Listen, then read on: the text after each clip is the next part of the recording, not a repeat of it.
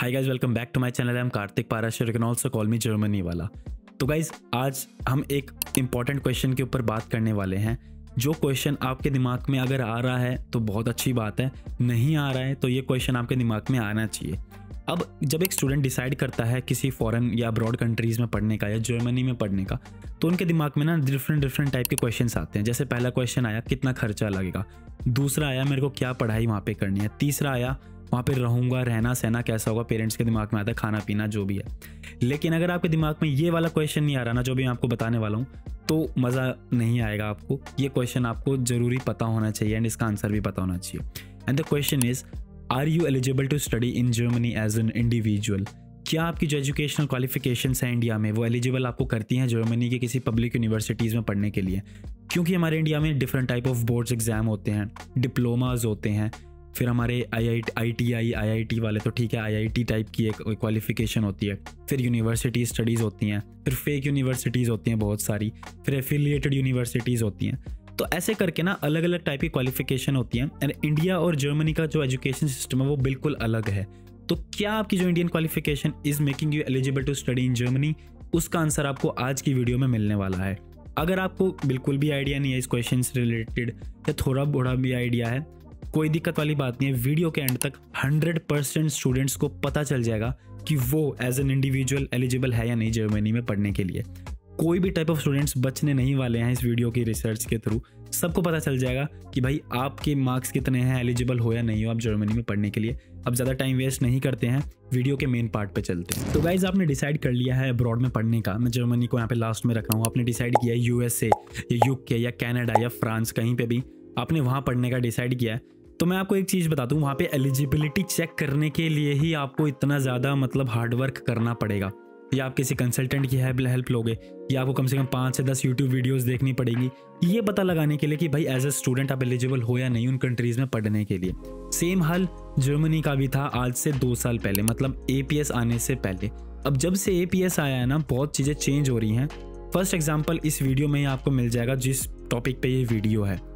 APS जब आया था तो बहुत सारी चीज़ें हुई थी कि डिले चल रहा है। अब तो डिले भी नहीं चल रहा, बहुत जल्दी आ रहा है। तो जब बड़े बड़े जो डिसीजंस लिए जाते हैं ना, जो बड़े लेवल पे लिए जाते हैं, उनका जो रिजल्ट है ना लॉन्ग टर्म में मिलता है।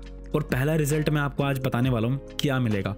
अगर आपको डिसाइड करना है जर्मनी में पढ़ने का आपकी बेसिस ऑफ क्वालिफिकेशन भी कि भाई मैं क्वालिफाइड हूँ या नहीं जर्मनी में पढ़ने के लिए, तो वो चीज़ इन फ्री वेबसाइट पे मेंशन्ड है। जर्मन एम्बेसी की जो APS की वेबसाइट है उसी पे ही मेंशन्ड है कि आपने अगर ये पढ़ाई की है इंडिया में तो आप एलिजिबल हो, ये पढ़ाई की है तो आप एलिजिबल नहीं हो, ये पढ़ाई की है तो एलिजिबल हो बट कंडीशन ये है।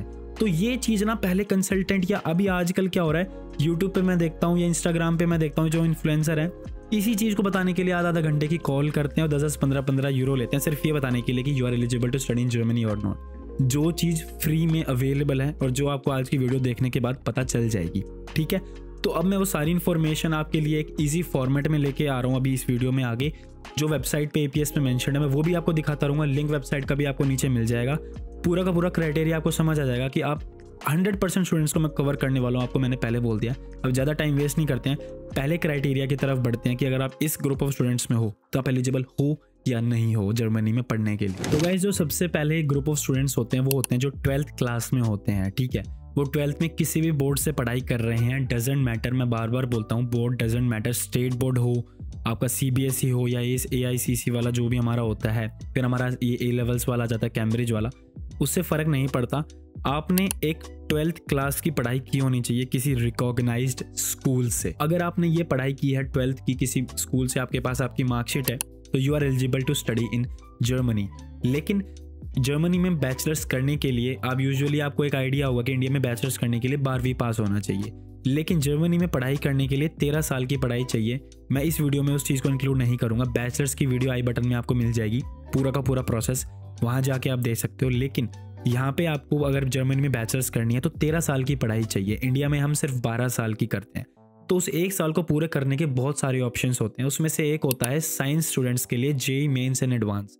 वो बता देता हूँ, अगर आपने JEE mains and advance clear करा हुआ है विद अ रैंक अगर आपकी आई है, अगर रैंक नहीं आई है तो भी आप सेम कैटेगरी में हो, आपको 1 साल की पढ़ाई एडिशनल करनी पड़ेगी।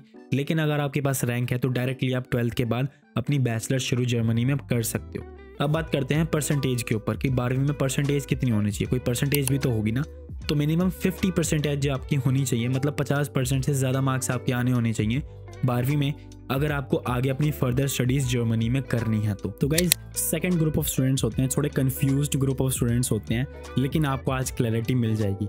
ये होते हैं स्टूडेंट्स जिन्होंने 10th की है इंडिया में, 10th किसी भी बोर्ड से की है, उसके बाद उन्होंने 12th की पढ़ाई नहीं की है, उन्होंने डायरेक्ट एक 3 साल का डिप्लोमा किया है 10th के बाद। तो are you eligible to study in Germany और not? The answer is unfortunately no. अगर आपने 10th के बाद कोई डायरेक्टली डिप्लोमा किया है एंड दैट्स ऑल, अब आप जर्मनी में बैचलर्स करना चाहते हो, क्योंकि इंडिया में आप एक तरह से बैचलर्स के लिए एलिजिबल हो, लेकिन जर्मनी में आप बैचलर्स के लिए एलिजिबल नहीं हो, आपको 10th के बाद एक 12th की पढ़ाई करना ऑफिशियली बहुत ज़रूरी है। ये लोग ये मांगते हैं अगर आपको जर्मनी में पढ़ना है तो, मतलब 12th की पढ़ाई किसी स्कूल से करी होनी बहुत ज़्यादा ज़रूरी है। अगर 10th के बाद आपने कोई डिप्लोमा किया 3 साल का, कोई टेक्निकल डिप्लोमा भी है, you are not eligible to study in Germany. फिर इसी में ना एक और ग्रुप ऑफ स्टूडेंट्स होते हैं जिन्होंने डिप्लोमा तो किया है, जैसे उन्होंने 10th की है उसके बाद डिप्लोमा किया है, लेकिन उसके बाद उन्होंने बैचलर्स भी करी है।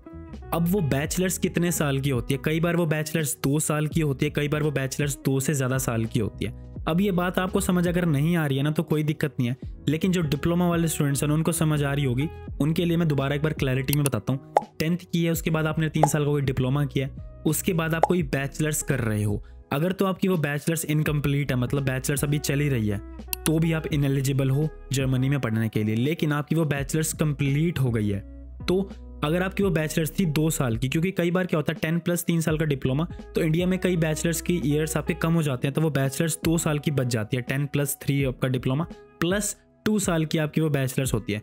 अगर आपका ये क्राइटेरिया है तो जर्मनी में आप एलिजिबल हो पढ़ने के लिए, लेकिन एक बैचलर्स कोर्स। लेकिन अगर आपका जो डिप्लोमा किया है आपने 10th प्लस डिप्लोमा प्लस उसके बाद आपने 3 साल की कोई बैचलर किया, तो आप मास्टर्स के लिए एलिजिबल हो।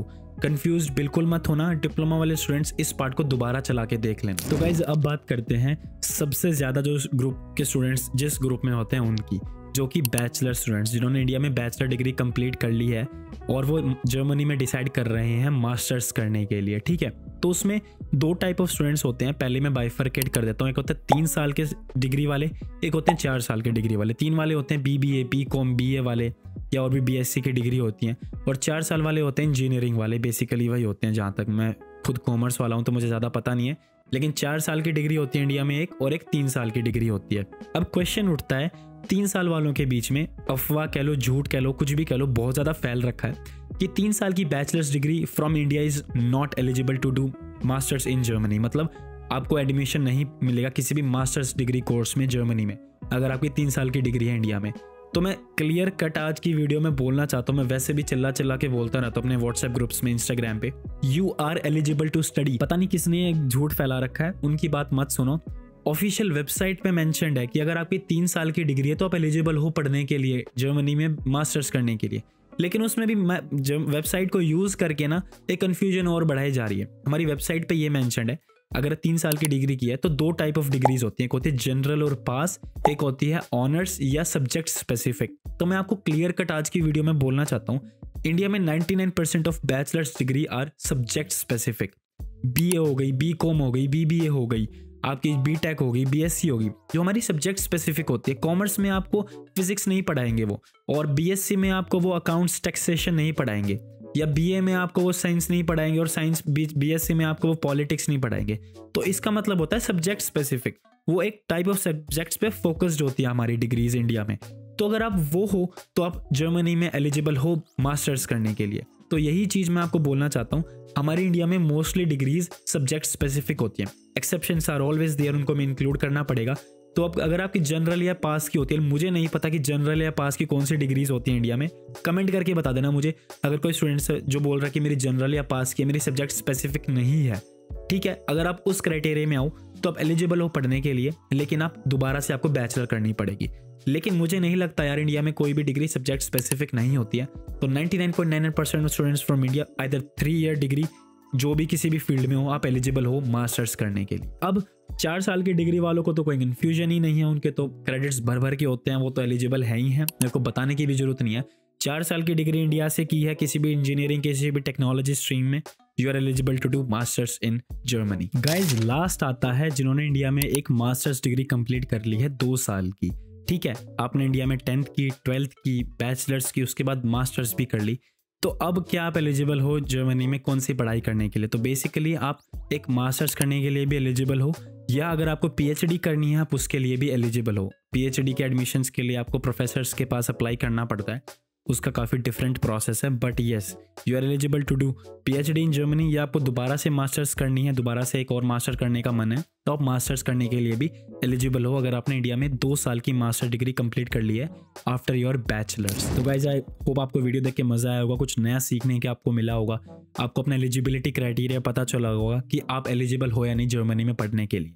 अब वीडियो को एंड करते हैं, लेकिन एंड करने से पहले जो भी स्टूडेंट्स ने डिसाइड कर लिया है जर्मनी में पढ़ने के लिए, बैचलर्स करने के लिए, मास्टर्स करने के लिए, तो उनको ये भी पता होगा, या मैं बता देता हूँ अभी, APS is a mandatory document. बिना APS के आपको वीज़ा भी नहीं मिलेगा, आपको एडमिशन भी नहीं मिलेगा, तो APS आपके पास होना चाहिए। तो उसके लिए मैंने एक कोर्स बनाया है APS से रिलेटेड, सिर्फ ओनली 2000 में वो कोर्स है। उसके अंदर 15 से 20 वीडियोज़ मैंने डाली हुई हैं, जिसमें सब कुछ है कि APS क्या होता है, कौन से डॉक्यूमेंट्स रिक्वायर्ड हैं, कहाँ सबमिट करने हैं, कैसे पेमेंट करनी है, क्या मतलब everything related to APS is available for only 2000। But उसके साथ साथ आपको कॉम्प्लीमेंट्री 30 मिनट 1-on-1 कॉल भी मिलेगी मेरे साथ, जिसमें आप कुछ भी पूछ सकते हो। आपको क्या जर्मनी में पढ़ना है, कैसे करना है, मतलब सब कुछ। मेरे को क्वेश्चन भी नहीं पता है, आप अपने क्वेश्चन लेके आओ मुझसे पूछने के लिए, APS से रिलेटेड या स्टडी इन जर्मनी प्रोसेस से रिलेटेड, राइट। तो वो भी आपकी हेल्प होएगी पूरा का पूरा, मतलब 2000 के अंदर ही वीडियोज़ भी मिलेंगी एंड एक लाइव सेशन मिलेगा मेरे साथ 30 मिनट का, राइट। तो आई होप हेल्पफुल कंटेंट मेरी तरफ से आप लोगों के लिए आता रहे, आप उसको कंज्यूम करते रहो, अपनी हेल्प लेते रहो मुझसे और अपना प्रोसेस करते रहो जर्मनी में पढ़ने के लिए। एंड जर्मनी में आओ, फिर मिलते हैं एक दिन, राइट। तो thank you very much for watching this channel, thank you again, thank you very much for watching Germany वाला।